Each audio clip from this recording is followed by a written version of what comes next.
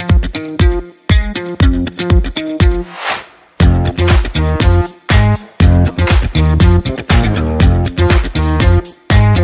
काश्मीरमध्ये पेहलगाम या ठिकाणी आतंकवाद्यांनी त्या ठिकाणी गोळीबार केला होता आणि त्यामध्ये 26 जणांचा मृत्यू झाला होता आणि काही त्यातीलच 3 जण आहेत ते डोंबिवली परिसरामध्ये आहेत। मी सध्या हेमंत जोशी ज्या सोसायटीमध्ये राहत होते, डोंबिवलीतील सावित्री सोसायटी ह्यामध्ये 2012 पासून ते आपल्या कुटुंबासोबत ह्या ठिकाणी राहत होते। मुलाची 10वीची परीक्षा संपल्यानंतर त्यांनी एक प्लॅन बनवला की काश्मीरला फिरण्यासाठी आणि त्या ठिकाणी ज्याचं जोशी यांचं कुटुंब त्या ठिकाणी गेले होते।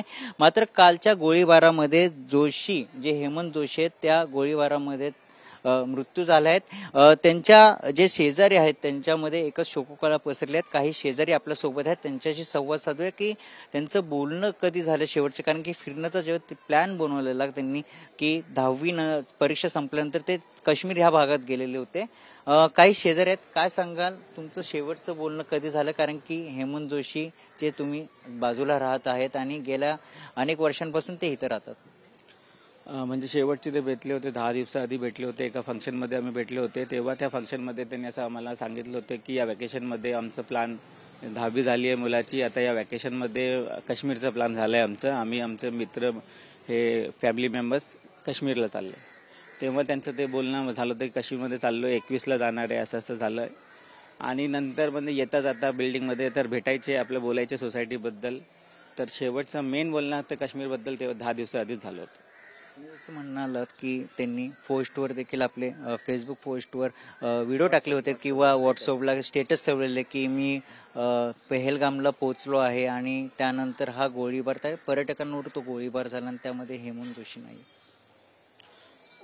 जेव्हा मी न्यूज बघत होतो की हे काय काश्मीरमध्ये गोळीबार झालाय, तसं झालंय, तर रात्री जेव्हा मी सगळं न्यूज बघत होतो व्हॉट्सअपवर की काय पोझिशन आहे, न्यूज बघत होतो की काय आहे, तेव्हा माझं लक्षात आलं अरे हेमंत पण जाणार होता काश्मीरला, तो काश्मीरला आज निघाला असेल की काल निघाला ते मला कन्फ्युजन होतं।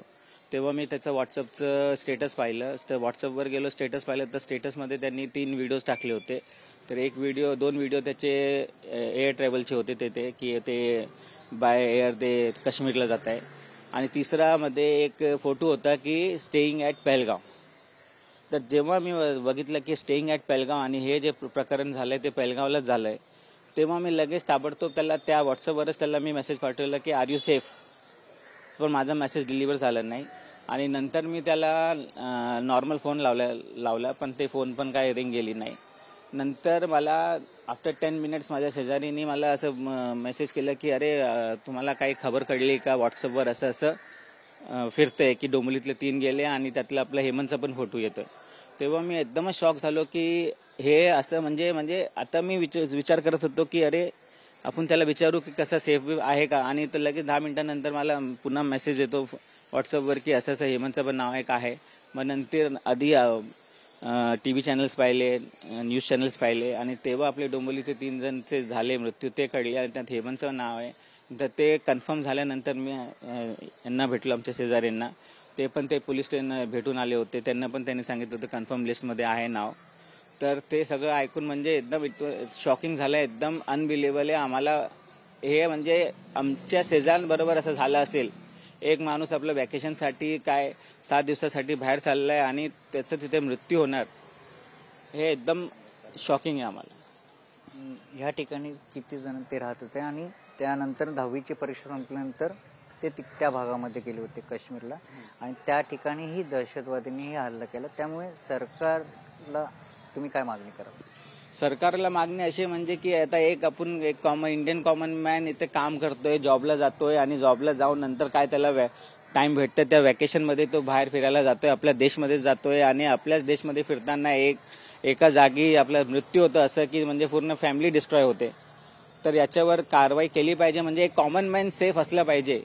कॉमन मॅनला अशी भीती नसली पाहिजे की बाबा आपण कुठे गेलो आणि आपल्याला हल्ला झाला, आपण आपली फॅमिली डिस्ट्रॉय होतोय, तसं त्याच्यासाठी काय करावं लागेल, म्हणजे काहीतरी स्ट्रिक्ट करा की एक कॉमन मॅनला सेफ वाटलं पाहिजे। नक्कीच अजून काही शेजारात काय सांगाल? आपण जर व्हिडिओ बघितले काश्मीर साईडचे, ज्यावेळी तो गोळीबार होतो त्या ठिकाणी आधी धर्म विचारला होता आणि त्यानंतर त्या ठिकाणी गोळीबार होतो।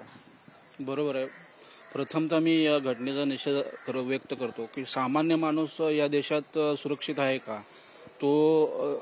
या देशात सर्वत्र जो घटनेनं आपल्याला मूलभूत अधिकार दिला आहे, तुम्हाला कुठेही फिरता येईल, हे सामान्य माणसाला कुठेही फिरता येतं का, हे विचार करण्याची बाब आहे.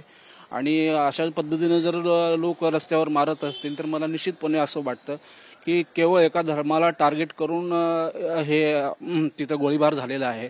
तर शासनाने 356 कलम हटवलं किंवा आणि काही धोरणात्मक निर्णय घेतले हे ठीक आहे, परंतु याच्या पुढे जाऊन तुम्ही काय करणार आहेत की नाही, याच्या पुढे जाऊन जर तुम्हाला काही करायचं असेल तर मला असं वाटतं की त्या क्षेत्रामध्ये आमच्यासारखे लोकांसारखे जे धैर्यवान लोक आहेत ते तिथं जाऊन राहिले पाहिजेत जास्त प्रमाणात. आणि त्यामध्ये समसमान पॉप्युलेशन ही असली पाहिजे. सर्व धर्मीय लोकांची पॉप्युलेशन लोकसंख्या तिथं वाढल्याशिवाय दहशतवाद्यांच्या मनामध्ये जी भावना आहे ती जाणार नाही आणि लोकांच्या मनामध्ये धाडस निर्माण होणार नाही. आणि असं जर व्हायचं असेल तर तिथं सर्व धर्मीय लोक राहायला जातील अशा योजना शासनानं जाहीर करायला पाहिजेत की जिथं जाऊन त्यांनी जमिनी घेतल्या पाहिजेत. समजा स्वस्त जमीन देत असेल तर शासन आणून जाते नसेल तिथं तर धैर्यवान लोक जाऊन राहतील ना, आणि ते स्वतः त्यांना परवानगी दिली किंवा तुमच्या संरक्षणासाठी तुम्ही अस्त्रशस्त्र वापरू शकता तर तिथं जाऊन निर्भीड लोक राहतील आणि निर्भीड कुटुंब राहून तिथं देशाचं संरक्षण करतील. असं जर व्हायचं असेल तर सर्व धर्मीय लोकांना तिथं राहण्याची परमिशन शासनाने दिली पाहिजे आणि त्यासाठी अनुदानं दिली पाहिजेत, त्यासाठी जमिनी पण दिल्या पाहिजेत. त्यासाठी आम्ही तिथे जाऊन राहू, परंतु आम्हाला त्यामध्ये काहीतरी सूट मिळाली पाहिजे ना, तर आम्ही तिथं जाऊ. नाहीतर आमचा एरिया सोडून आम्ही तिकडे का जाऊ? जसं मराठे पानिपतावर लढायला तिथं गेले होते सर्वसामान्य उत्तर भारतीय लोकांचं संरक्षण करण्यासाठी, तर आम्ही जाऊ. आमचे लोक जर मरत असतील तर आम्ही इथं वाट बघण्यात काय अर्थ आहे, तर तिथं आम्ही जाऊ. परंतु शासनाने काहीतरी त्यांच्यासाठी हे दिलं पाहिजे की तिथं जाऊन आम्हाला जमिनी घेता येतील, की तिथं जाऊन आम्हाला तुम्ही कमी किमतीमध्ये जमिनी द्याल की त्यामुळे आमचा फायदा होईल किंवा लोकांचा फायदा होईल. लोकांना असं वाटेल की तिथं जर राहिलं तर आपला फायदा होतो आणि जर देशाचं पण संरक्षण होतं तर आम्ही का नाही राहू, तिथं जाऊन राहू. आणि त्यामुळे दहशतवाद्यांच्या मनामध्ये जो उन्माद आहे तो कमी होईल, लोकांच्यातली भीती आहे ते कमी होईल असं मला प्रामाणिकपणे वाटतं. आणि अशा योजना काहीतरी भविष्यात आल्या पाहिजेत, त्याशिवाय हे प्रकार कमी होणार नाहीत असं मला वाटतं. काही महिला देखील आहेत, काय सांगाल? हेमंत जोशी सोबत म्हणजे पूर्ण कुटुंबासोबत आपण एकत्र होतात आणि आता ही दुःखद घटना घडली, काय भावना असतात? हेमंत आणि आम्ही समोरासमोरच राहतो. आमच्यासाठी खूप धक्कादायक आहे हे, कारण तो सांगून गेला की काकू आम्ही या रविवारी जातो आणि पुढच्या रविवारी येणार. आता रविवारी आम्ही कोणाची वाट बघायची, हा एक मुख्य प्रश्न. आणि मन मिळावी व्यक्तिमत्व होतं सोसायटीमध्ये, त्याच्यामुळे आम्हाला सर्वांनाच धक्का बसला आहे खूप त्याच्या मृत्यूचा. आणि खूप भॅड हल्ला झाला हा. त्यांनी धर्म विचारून त्यांनी मारलं, ते एक दुःख वाटतंय आम्हाला की म्हणजे हिंदू धर्माला सुरक्षा आहे का. त्या ठिकाणी जेव्हा गोळीबार झाला, हेमंत जोशी यांचं संपूर्ण कुटुंब त्या ठिकाणी होतं. आता ते कुटुंब आपल्याला म्हणजे हेमंत जोशी आपल्याला या भागामध्ये दिसणार नाही, कारण की एकत्र तुम्ही संवाद साधत होते. आणि नाही, कुटुंब तर एकत्र होतच ना आमचं, म्हणजे आम्ही समोरासमोरच राहतो. आणि या सोसायटीची मी चेअरमन होती, तो सेक्रेटरी होता, त्याच्यामुळे आठवड्यातून 2-3 वेळा आमच्या मिटिंग्स व्हायच्या. आणि म्हणजे सोसायटीचं काय काम आहे काय नाही हे सगळं म्हणजे डिस्कस करायचो. त्याच्यामुळे म्हणजे त्याची जी उणीव आहे ती आमच्या सोसायटीमध्ये कोणी भरू शकणार नाही. शेवटचं बोलणं कधी झालं तुमचं हेमंत जोशी? शेवटचं बोलणं आमचं शनिवारी, तो रविवारी निघणार होता तर शनिवारी आमचं बोलणं झालं. काय बोलणं झालं? काही नाही की काकू मी सगळं म्हणजे निघतो आहे रविवारी आणि पुढच्या रविवारी आम्ही येणार, बस एवढंच. पहलगामला पोहोचल्यानंतर काही ना, आमचा काही कॉन्टॅक्टच नाही. आम्ही जसं न्यूज आली टीव्हीवर तसं आम्ही त्याला कॉन्टॅक्ट करण्याचा प्रयत्न केला की दादा तू ठीक आहे ना, तू व्यवस्थित आहे ना, तर आमच्या फोनलाही उत्तर नाही आणि आमच्या मेसेजलाही उत्तर नाही. सरकारकडे काय मागणी असेल आता?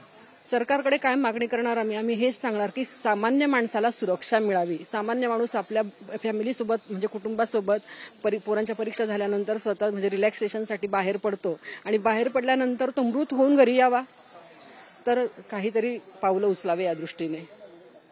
नक्कीच हे जे हेमंत जोशीचे जे शेजारचे होते त्यांनी प्रतिक्रिया दिलीत, कारण की त्यांनी या घटनेचा निषेध व्यक्त केलाय. पण आम्ही सेफ आहेत की नाही हा मोठा प्रश्न त्यांनी उपस्थित केला. कारण की मुलांच्या परीक्षा संपल्यानंतर प्रत्येक कुटुंब फिरण्यासाठी वेगवेगळ्या भागामध्ये जातात आणि त्या ठिकाणी जर असा भ्याड हल्ला होत असेल तर आम्ही सेफ आहे का हा प्रश्न त्यांनी उपस्थित केला आहे. कॅमेरामन गणेश राठेसह मयूरज जाधव, TV9 मराठी, डोंबिवली.